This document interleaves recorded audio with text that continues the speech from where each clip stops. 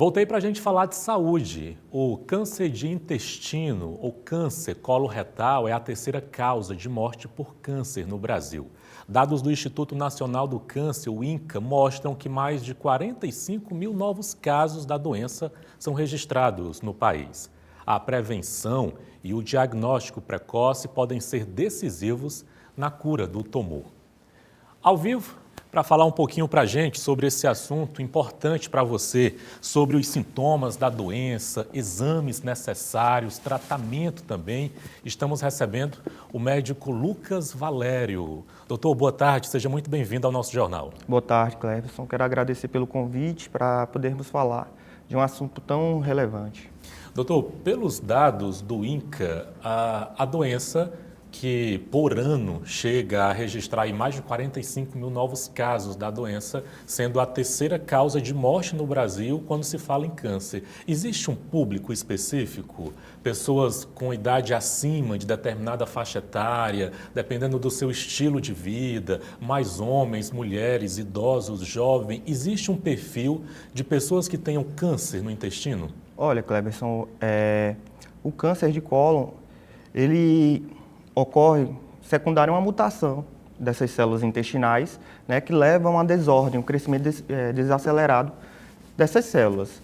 Existem fatores de risco, assim como você falou, né? Dentre esses fatores de risco, a gente tem um público, realmente, que são aqueles pacientes que têm maior de 50 anos de idade, aqueles pacientes também que têm uma história familiar positiva, né, ou seja, parentes de primeiro grau, seja pai, irmão, seja mãe, né, que tenham tido câncer de cólon, né? Os hábitos de vida também contam muito, né?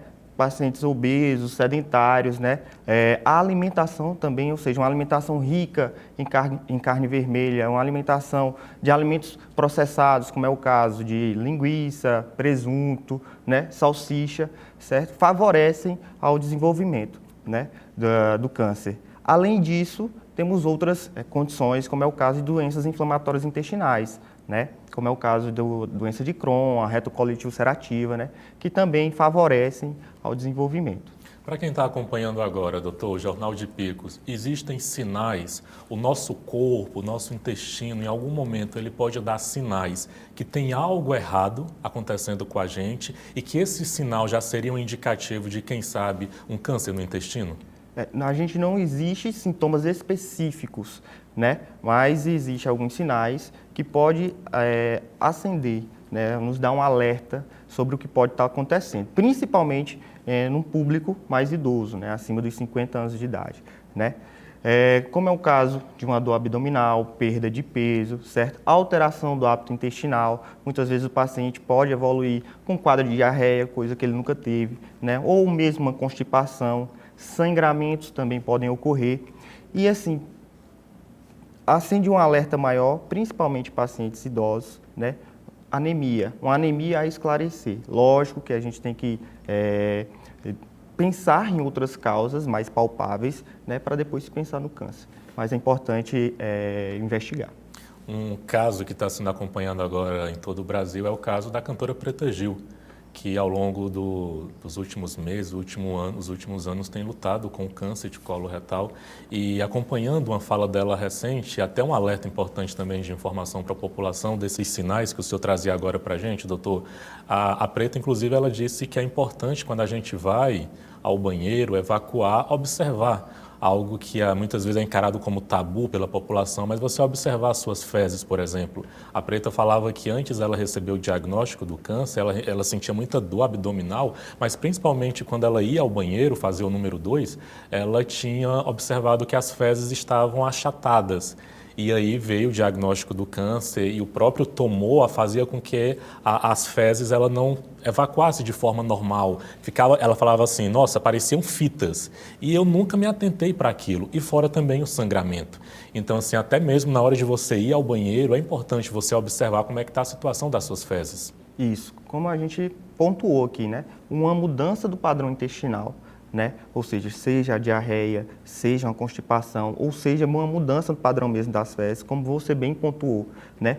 É mesmo chamado de fezes infitas, né? Porque o tumor, ele não ocorre uma obstrução total da passagem, né, do cólon, né, da luz intestinal, e as fezes ela tendem a passar um pouco mais, vamos dizer assim, um pouco mais espremidinhas, e leva essa característica de ser uma fezes infitas. Quando você falava da constipação, no caso agora pegando o exemplo da Preta, ela falava de 10 dias. Você imagina você ficar às vezes 10 dias sem ir ao banheiro, o que é encarado como normal você todo dia ir ao banheiro.